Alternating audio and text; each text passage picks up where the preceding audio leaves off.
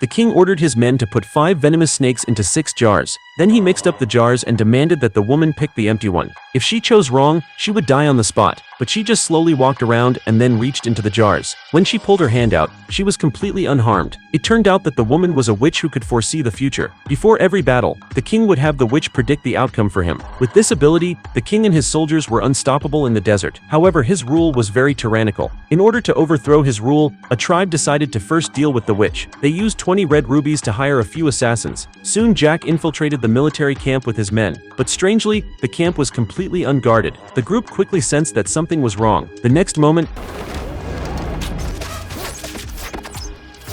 fortunately, Jack was quick and managed to dodge the attack and successfully reached the witch's tent. Just as he stood up and drew his bow, the witch slowly turned around, accurately stating Jack's name and purpose, and said that he had already been betrayed. As soon as she finished speaking, the soldiers suddenly rushed in. Although Jack fought back fiercely, he was ultimately subdued. Then the king entered with his men, and surprisingly, behind him was the son of the tribe leader. It was he who had betrayed Jack. Just as the king was about to execute Jack, the witch suddenly appeared and stopped him, saying that if Jack were killed tonight, they would incur the wrath of the gods. Although the king was suspicious, he did not want to take any risks, so he ordered that Jack and the prisoner be buried in the sand, then set fire to the nearby fire ant nest, planning to use the fire ants to execute Jack. Just as the fire ants were about to crawl towards them, the prisoner suddenly escaped from underground, and then ambushed the guards from behind. Jack then struck a deal with the prisoner, offering half of his spoils in exchange for his freedom. To avenge their fallen comrades, the two disguised themselves and sneaked back into the city. While Jack was thinking about how to get into the palace, the boy suddenly stole the gem from his waist. Jack quickly chased after the boy, but unexpectedly,